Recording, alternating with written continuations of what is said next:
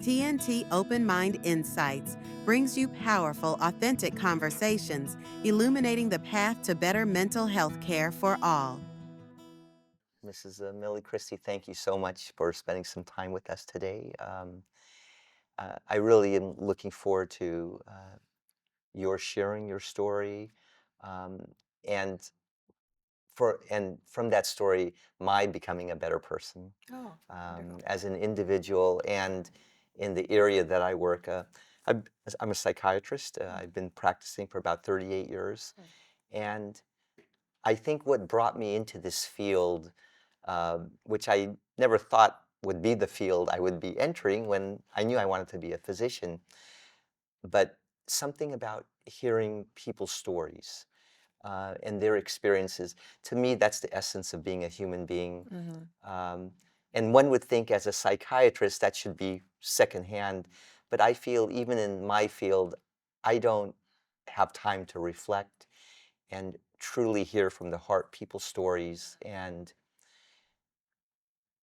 not just in helping me help the people that are seeking my help, but for me to help myself and my family and the people that I want to make me a better person. So Mhm. I was really looking forward to this opportunity to Thank you. hear your story, and you know, and for not just myself, but the people that will hear this story, become better human beings. Mhm. So, Thank with you. with that as a maybe a little bit of backdrop, if you could share a little bit about, why we're here Our today. son, okay. Yeah. Well, we had 2 sons, the older one being someone who did everything well, senior class president, um, captain of the football team, all of Yeah. that, able to graduate from USC, and and then we had our younger son, who was 3 years younger, Mhm. and from an early age of about 3, the preschool teachers would say, "He just doesn't seem to be having fun," Okay. and that's at 3. Yeah. So teachers first voice their concern. And so at about the age of 7, we did take him to a child psychologist. And I'm sure she did the best that she could. Yeah. And she said to me, and I grasped, and so did my husband, grasped onto the fact that she said, he'll be okay because he thinks out of the box, and teachers don't always like that. So he'll be challenged in school because teachers want Yeah. people to conform in a way. Conform. Yeah. But he'll be okay. And so I kind of grabbed onto that. And we were able to get him through junior high and high school. Very, very talented young man in many ways. He would study a sport and be able to do it, but then lose interest. And he'd have tennis pros telling him, you need to play tennis, you're really good. Mhm. Lost interest. Wonderful school projects that he did.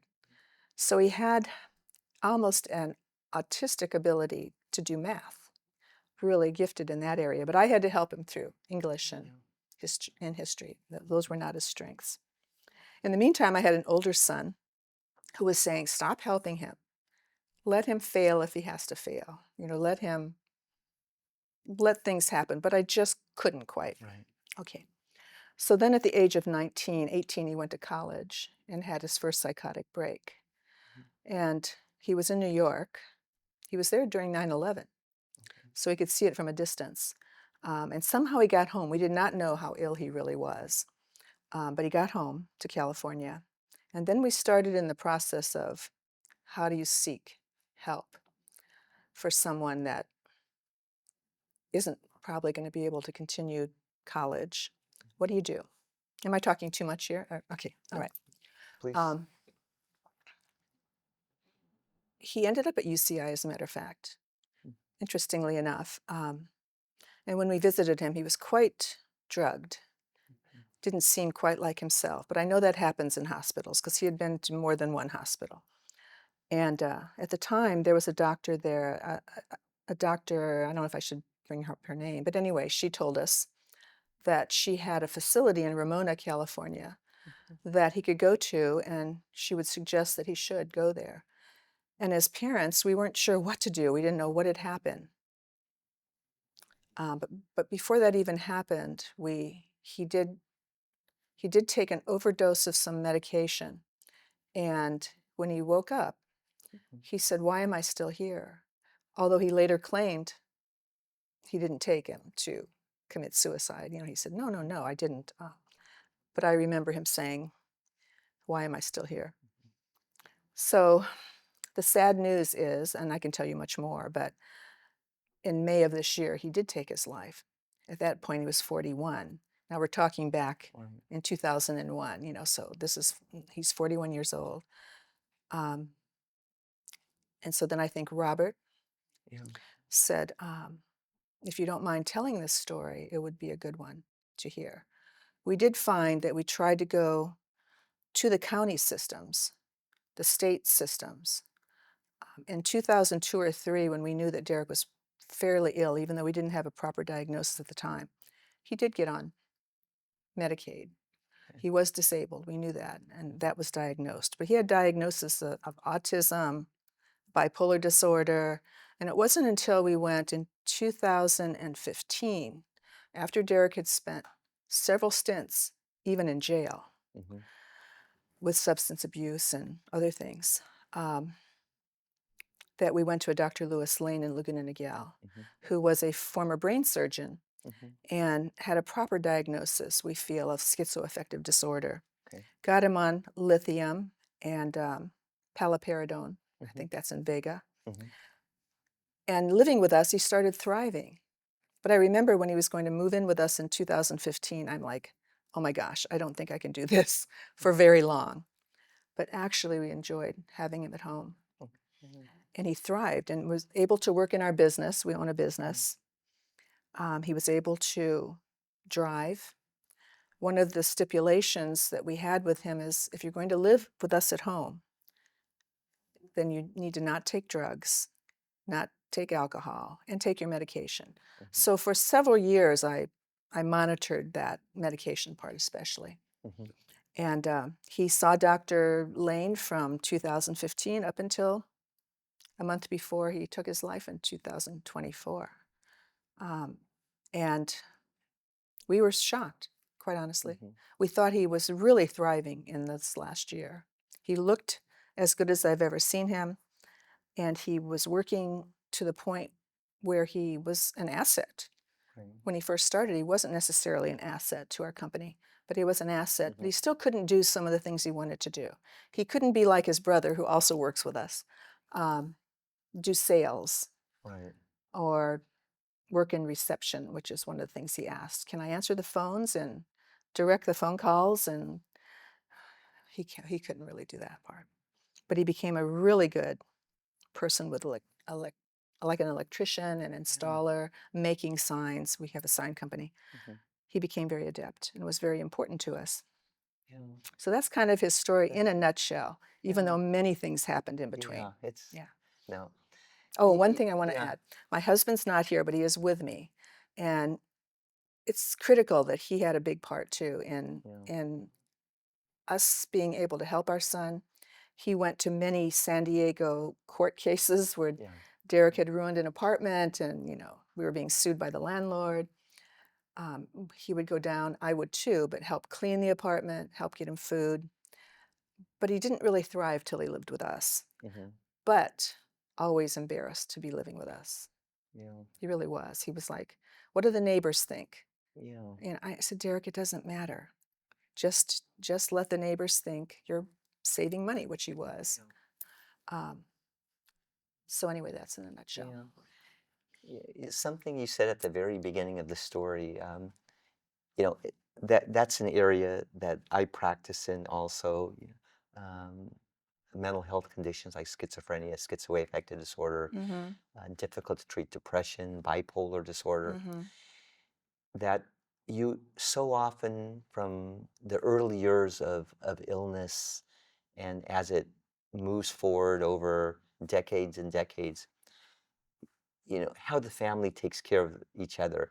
You mentioned his older brother having ideas, mom and dad, just let him fail, let him do. But at the same time, I can appreciate as as parents. Mhm. I have two adult boys, 3 years apart, Mhm. Mhm. 32, 29. Just Yeah, I can see your two sons growing up together really clearly. in my yeah really clearly. And there's mental illness in our family too, on my wife's side, Mhm. schizophrenia, and always, you know, will our kids reach a threshold? And and when something a challenging has come up in their lives, always a worry, what does this mean? But so often I see, families and parents, relationships just start falling apart. Mhm. It's more almost the norm when a child has Mhm. a chronic condition. How did you all stay together and have the right vision, take care of yourselves also? 'Cause that's an important piece in the caring of a family member who has a chronic illness, that you are well too, and you're taking care of each other. How did that take place within your house? Let me answer one more thing that I forgot, though. When Derek did commit suicide Mhm, in May, I didn't find out until December of this year, last year, I mean, that I looked at his medication and realized he had stopped taking part of it mhm, for 5 months. right. And when I looked at what can happen Mhm, when you cold turkey stop mhm, paliperidone, suicide can occur. So he waited till we were out of the country. We didn't mm, do that very often, but and kind of knew that his brother would find him. But going back to your question, yeah, how did we stay together? Because I know of even friends who the yeah, husband leaves. They right, can't deal with absolutely. a mental illness in their children, Mhm, or they leave it all up to the wife, yeah, the mother. Um, how did we do it? I don't know. We've always been a team. We'll be married 49 years at the end of this month. wonderful. Oh, And I do credit Dick for being critical in yeah, the help that he gave our son. mhm, They didn't really relate because Dick is sort of like my older son, yeah, very driven, very um, an entrepreneur, right. basically. And he really wanted Derek to be like that. He wanted Derek to have Mm, the same, but he mhm, couldn't. He just couldn't quite do it. Um, but I think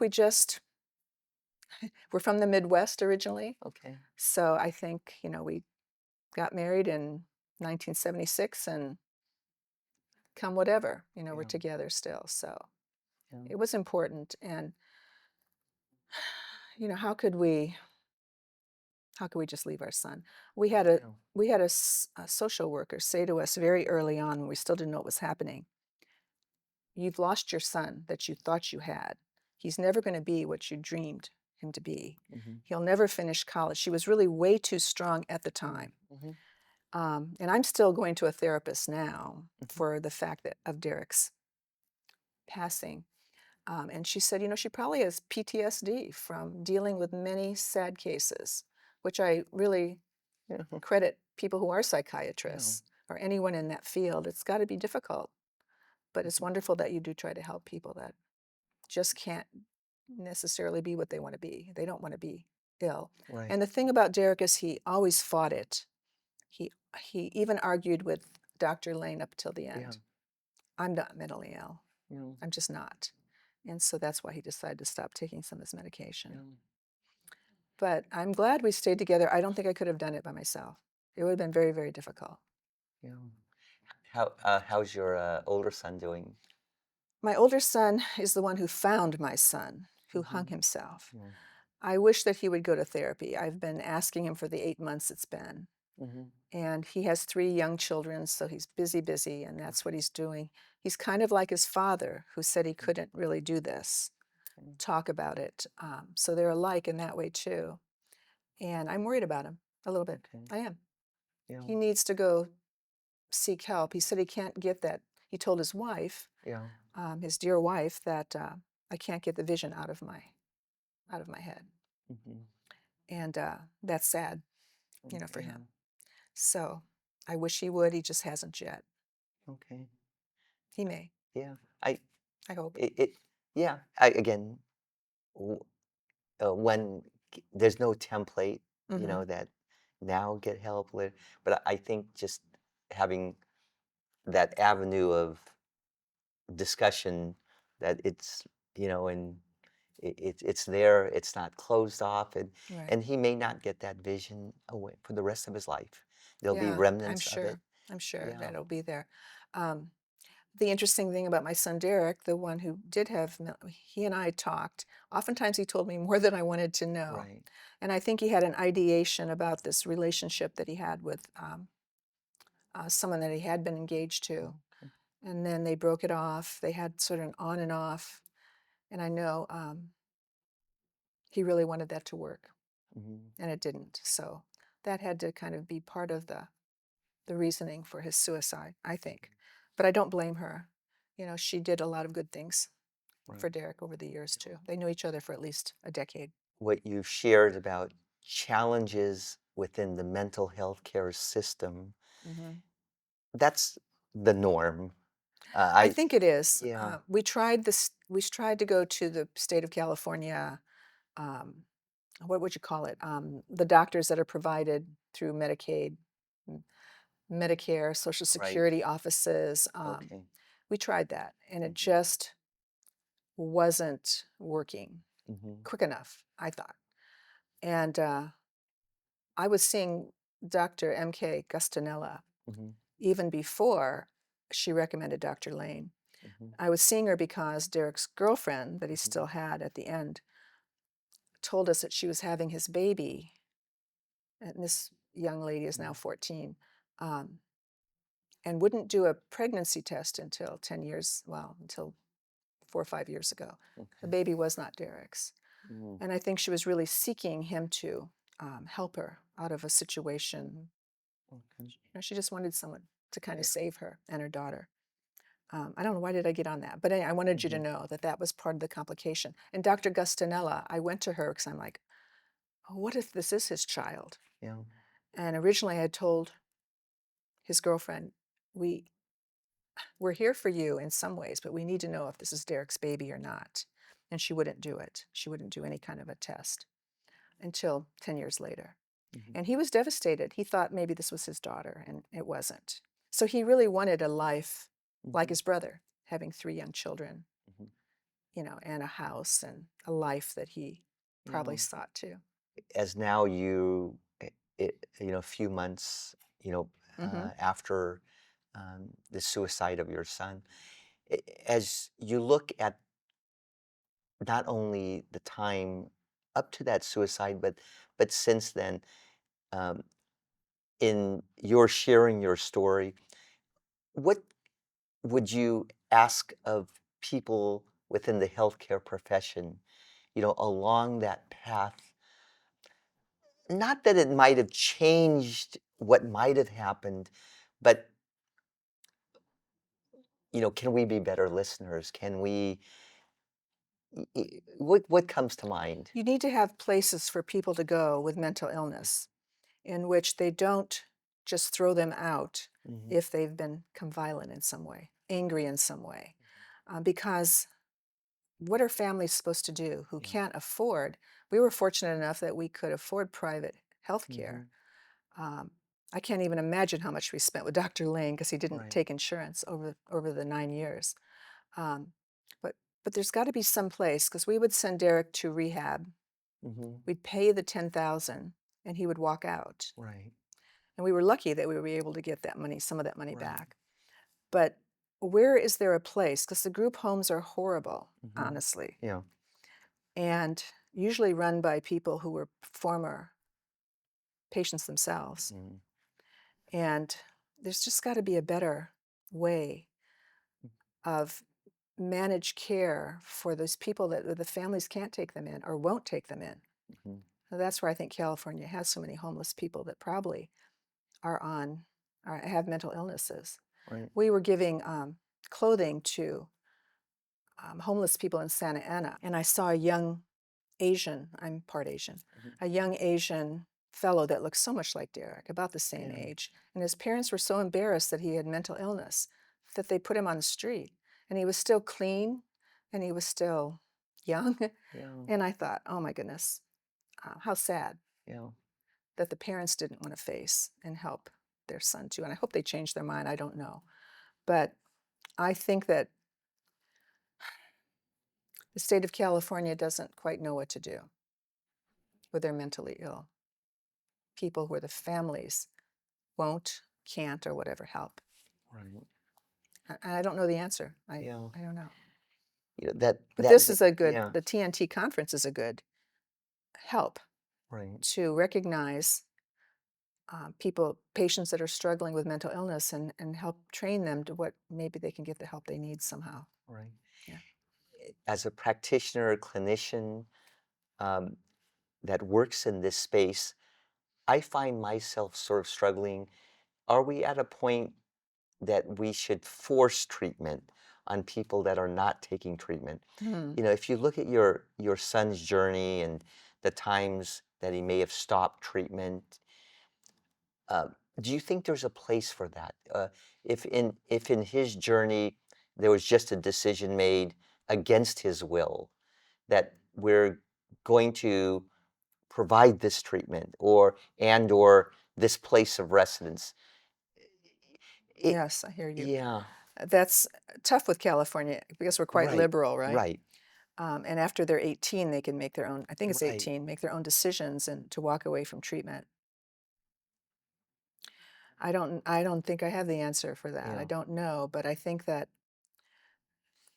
a sad case because my son was always in denial that he had mental right. illness. And that's why Your son's the norm. yeah, I he mean, would walk away yeah. from the help that he could be getting. And when we know that treatment will Could, help him, yeah. but the inside judgment, we keep beating ourselves. Oh, when you understand that there's an illness that needs a treatment, but you're the few times that that all clicks and inside judgment is optimal is so rare. It's very rare. It's Yeah. very frustrating and sad that that when someone is in denial of what Hmm.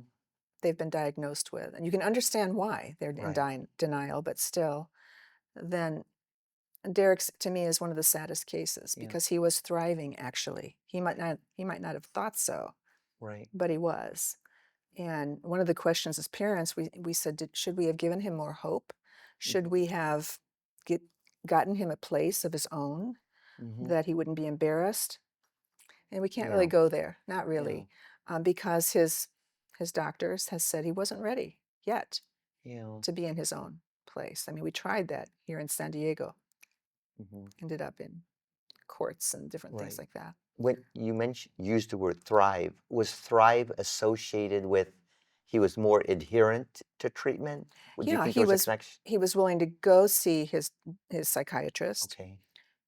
In fact, the psychiatrist just said to me, I saw him this week to just talk about this and make sure he wanted his name mentioned in this video, Right. as well as Dr. Gustanella. And they both agreed, and he said they had a lot of good times that they Yeah. laughed, Yeah. Yeah. and he really misses him and thinks about him Yeah. and is sorry that that ended as it did. But he did say, too, he never thought, he fought constantly that he had any mental illness. Yeah. And taking lithium and paliperidone, the doctor said you couldn't even take this if you didn't have some issues. Yeah. You'd be comatose. You'd be Yeah. not able to function. And even that, and telling Derek, your father's on heart medication. If Yeah. he didn't take it, he probably wouldn't live very long. But still, Yeah. it's the stigma Right. of mental illness, the Absolutely. desire to be like everyone else, Yeah. like your brother and everyone else. So Yeah. So that, it comes back to that question. Is it more compassionate to, I don't know if the right word is forced treatment, but is that really the compassionate path when you know that treatment is that how you force, I don't know the I don't answer, either. I don't but either. And yeah, sometimes it's forced only when they've gotten into criminal trouble, right, right? right, Then it can be forced on them. Um, I know he had, what is that called when you have a 48-hour, 36, like whatever it is? like 5150, a 72 Yes, hour yeah, hold, yeah. yeah, Derek had that several times. yeah, Um, I don't know, doctor. That's going yeah, to be the question of yeah. how do As we move forward can in you force someone and do you wait till they do something criminal right, to make them have treatment in Yeah. a facility where they can't just walk out. You'd like to not need Yeah, to you'd reach like to that not. point. Um, when he was taking treatment, what kept him on treatment? Was it like, incentivizing him, or, how did you? He didn't Yeah. stay on treatment until he came to live with us in Okay. 2015. Right. I think that's when he would walk out and he wouldn't take it. Hmm. And he was doing substance abuse Okay. on the while he was living here in San Diego. And it was finally us saying he had a landlord who was very actually she was wonderful because she had a nephew that had mental illness, so she was trying to give him every benefit of the doubt. Mhm. But when he became highly probably on meth or something, throwing things over the balcony, Mhm. uh, she called the police, and when they came, he threw a knife out the door, Mm. and they called that assault to a police officer. So he did have to go to jail. And it was jail, not prison, but it was down in towards the Mexico border, and so it was not a great place to be. Mm. And we had gotten him out of situations before, and nothing was working. And we had a lawyer say to us, "How many times are you going to do this?" Yeah. He could have hurt someone driving intoxicated. And at that point, we took away the car, and luckily the car broke down. We just didn't get another. So we went through a lot in the interim between 2002, his first psychotic break at college, to 2015. And we feel guilty about those years. We Mhm. were trying to seek help and trying to see if he could do some things on his own, and it wasn't working. Mhm. So the last 9 years he lived with us. And we don't know, he didn't leave a note. We don't know what happened. Um, he knew we were out of the country, and he said to me right before we left, like the day before we left, "Mom, I'm very anxious about you and Dad being gone. For the first time, I'm very anxious. And do you think I'm going to make it to work every day?" And I said, "Derek, yes, you're very important at work, so you do need to make it to work every day." And that entailed getting up at 5 and getting there by 6, making his lunch, Yeah. a lot. He was doing so great. But I said, "I can tell by your questions and some of your behavior recently that you haven't been taking your medication as your doctor has prescribed it." And I'm lucky that I wasn't angry. I was Yeah. because I could be angry at him.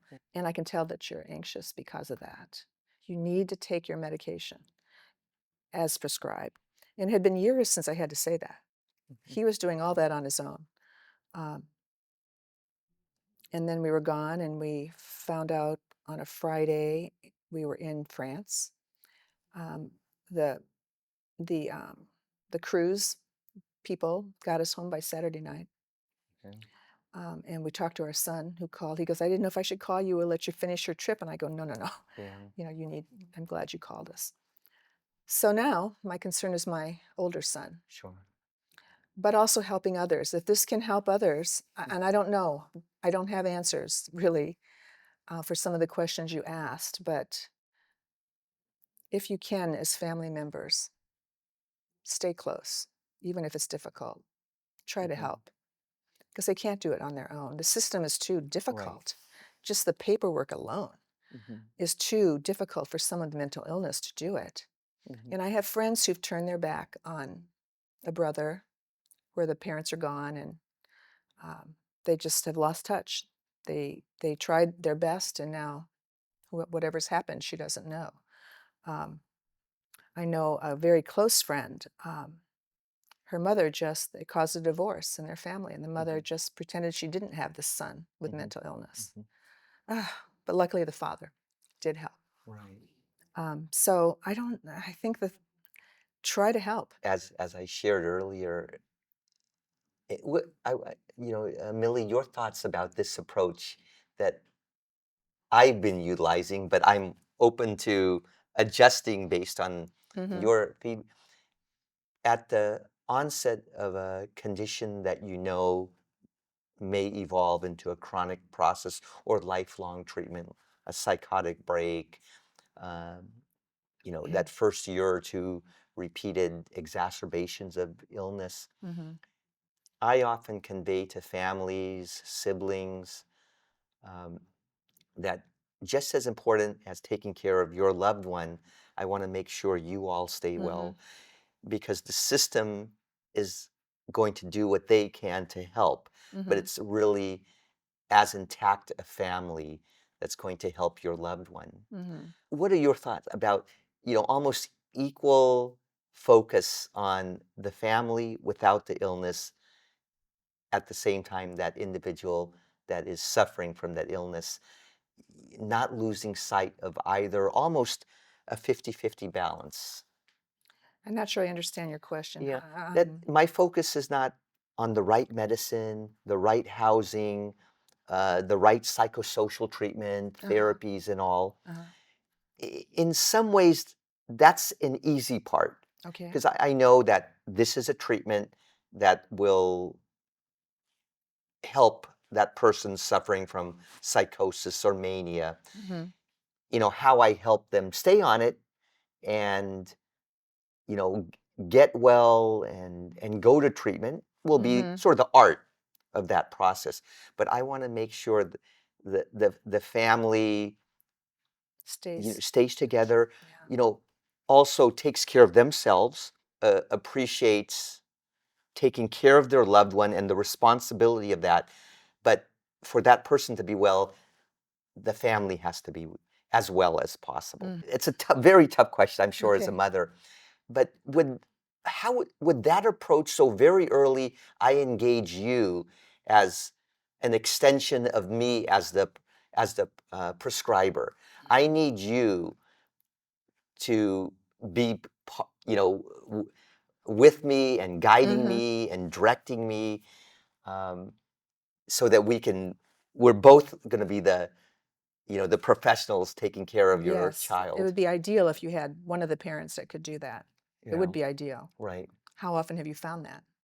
Because I think that could Yeah, be extremely helpful yeah, with the original doctor, or at least even going forward. right, Maybe as a child you might see them, but going forward, recommending someone that could work with the right. parent and with the Mhm. patient, of course, that would be ideal Were you if involved possible. in some support groups or NAMI NAMI, or yes, yeah? yeah, NAMI for a while, and I should be back on it. But anyway, Mhm, I think they do wonderful work. I've worked with other doctors mhm, and with Dr. Lane, Dr. Gustinella, right. always, yeah. But almost not professionals, like, Oh, families, supporting each families. other with strategies and support in what you're all going through. Yeah, That we needed more knowledge, my husband yeah. and I. At first, we were lost for a long time on what we could do to help him. Mhm, We really were. That's why he was alone for a yeah. while. And it did take someone saying to us, "You've kind of like thrown him out to the wind. He's just lost, Right. and you're letting whatever happens to him happen." And then we thought, Mm, yes, that person's right. We need to help more. okay.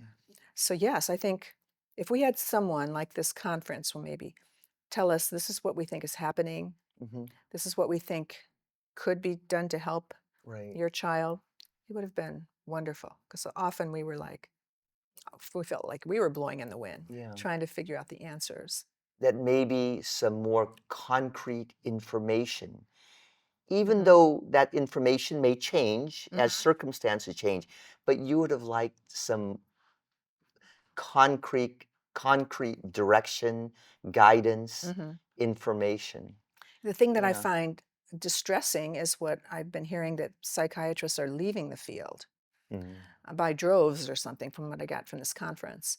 And that's sad to me, mhm. because the more doctors that do know how to deal with these things, the better. Right. Sure. With parents, with family. Family, I have a close family, 4 siblings. They know all about, Mhm, my son. Um, they don't seem to have anyone in there, thank goodness, that has similar.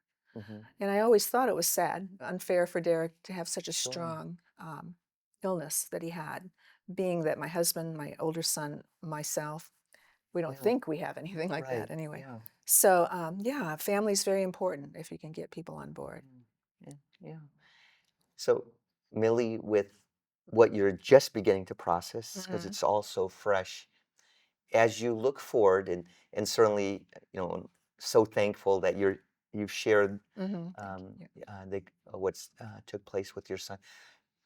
If you look at the next 6 months, 1 year, 5 years, uh, some thoughts of how do you want to help us as a profession, as clinicians in mental illness? Um, how would you like me to become a better clinician? That if you could share based on, I would how I can always, help others. yeah, I would always be willing to share with Okay. anyone Hmm. this story. And I think that talking to people who've been through this would be a very good thing. So I would be willing to. And I should, like I said, contact NAMI again, Orange County, Hmm. and see if there's any way I can be of Hmm. help. It's still pretty fresh, Yeah. this passing. And on top of that, I have my husband who's having memory issues, and we're dealing with that. An assessment for his Mm. MCI. Right. And so that is kind of a double whammy. So I am going to therapy for it. Mhm. And I think I'm pro therapy for sure. No. Um, and prayers that my husband, Mhm. can deal with this, and I deal with this, Right. too. Well, I'd like to end on I hear a true strength that you're not retreating, Mm-mm. you're engaging, Mm-hmm. and I think that will, however that path leads to in the future, Thank you. you have it's a better path.